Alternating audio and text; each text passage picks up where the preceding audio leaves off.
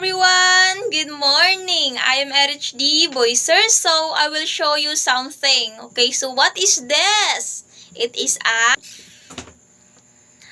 necklace. Okay, so good job. Okay, so also another. This is a bracelet. Good job. Okay, so again, what is this? A necklace and bracelet. Okay, so what is common in them? Yes? Yes, good job. Okay, so each of this subject is made of a link in a chain. Okay, so what happen if the one of the link is disconnected? Magagamit pa ba natin? Masusuot pa ba natin? Yes, hindi na.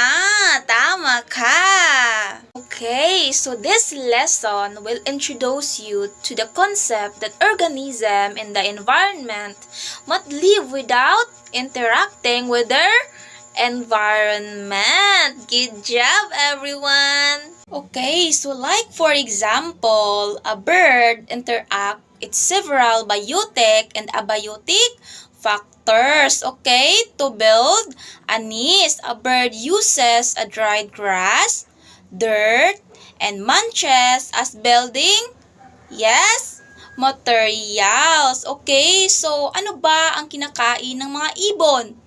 Yes? Yes, a bird ate insects and other living things to, yes, to survive. Remy also use non-living to nest in. Okay, so weather also impact the lives of many birds. Okay, so when the weather becomes cold in some regions, birds are forced to migrate in warmer image. So just like the link in a necklace or bracelet, living things and elements in the environment are interconnected. Okay, so when one part is broken, the other affected. Okay, so the lessons we can learn is that all organisms need each other and their environment in order to survive.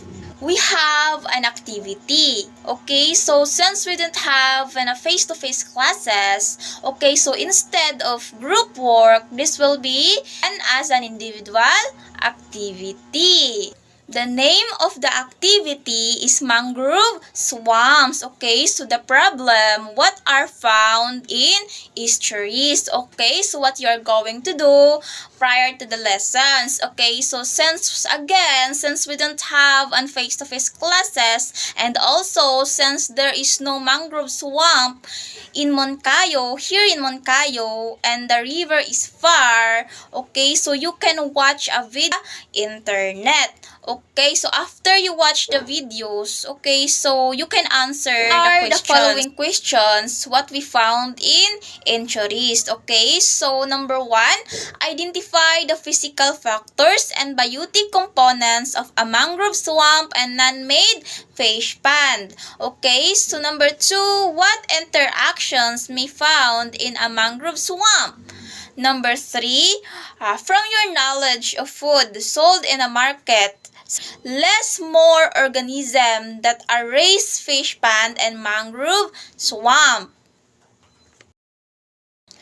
What products are derived from mangroves that we use in the home as medical food, beverage, lumber, more? Okay, so number 5, what may destroy our mangrove ecosystem? Number 6, name some ways that we should do to protect and manage properly our rich resources.